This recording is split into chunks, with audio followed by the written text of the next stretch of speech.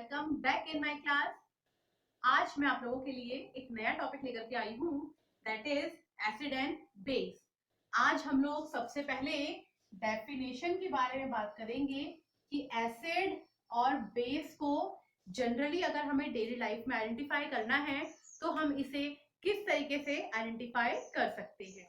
तो अगर हम लोग बात करें एसिड की, तो अगर कोई सब्सटेंस हमें सोर लगता है टेस्ट में, यानी कि खट्टा होता है टेस्ट में, तो उसे हम लोग कहते हैं कि वो एसिड है। वहीं अगर हम लोग बात कर ले बेस की, तो ये बिटर होता है टेस्ट में, नंबर 1, एंड नंबर 2 ये सोपी होता है टच में। तो अगर हम लोगों को कभी कोई सब्सटेंस इस तरीके का दिखाई दे तो हम कह देंगे कि वो बेस है। तो चलिए अब हम लोग इनकी केमिकल डेफिनेशन के बारे में बात कर लेते हैं। अगर कभी कोई सब्सटेंस हम लोगों को H पॉजिटिव प्रोवाइड कर रहा है तो हम लोग कह देते हैं कि वो एसिड है, और वहीं अगर कोई सब्सटेंस हमें OH नेगेटिव प्रोवाइड कर रहा है तो हम कह देते हैं कि वो बेस है। तो ये तो बात हो गई जनरल केमिकल डेफिनेशन की। अब हम लोग बात कर लेते हैं कि हम लोग एसिड एंड बेस को किस तरीके से कैटेगराइज करते हैं।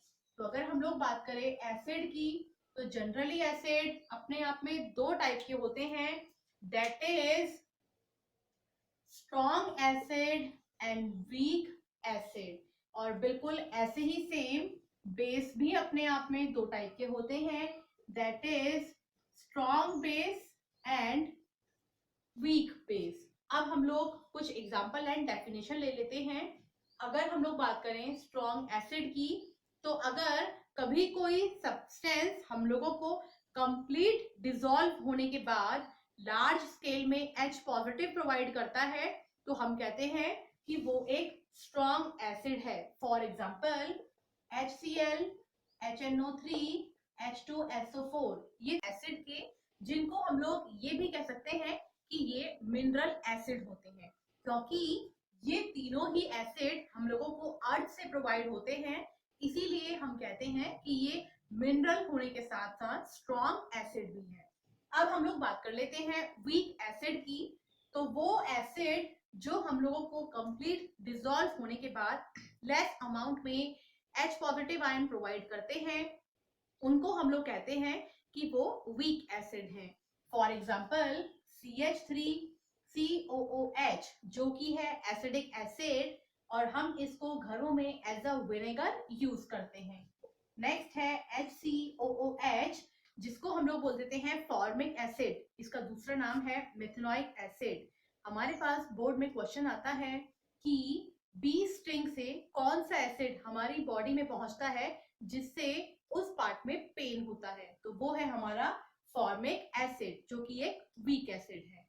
अब हम लोग बात कर लेते हैं एग्जांपल ऑफ बेस की। तो अगर हम लोग बात करें स्ट्रॉन्ग बेस की, तो अगेन कोई भी ऐसा बेस जो कंप्लीट डिसॉल्व होने के बाद लार्ज अमाउंट में OH नेगेटिव देगा वो होगा हमारा स्ट्रॉन्ग बेस, और जो कंप्लीट डिसॉल्व ना होकर कम अमाउंट में OH नेगेटिव आयन देगा उसे हम लोग बोल देते हैं वीक बेस।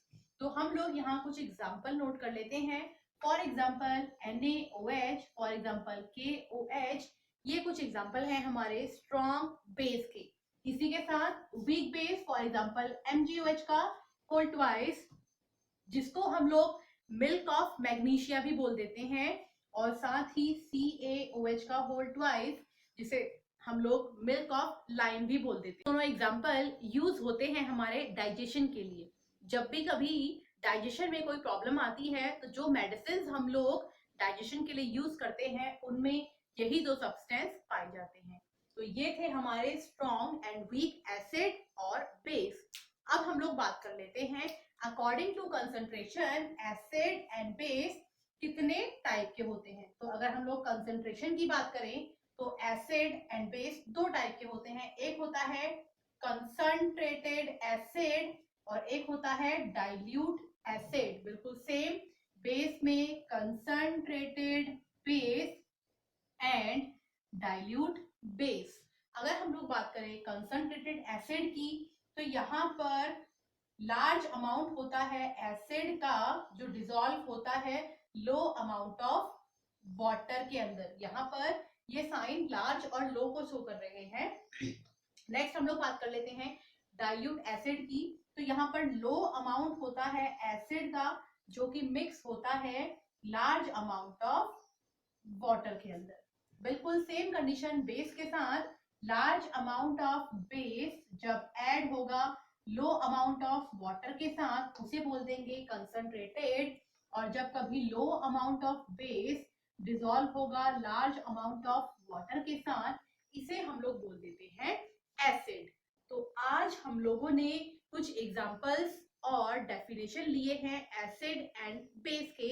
आगे आने वाली वीडियोस में हम लोग कुछ और इंटरेस्टिंग टॉपिक्स के बारे में पढ़ेंगे। आज के लिए इतना ही। Thank you.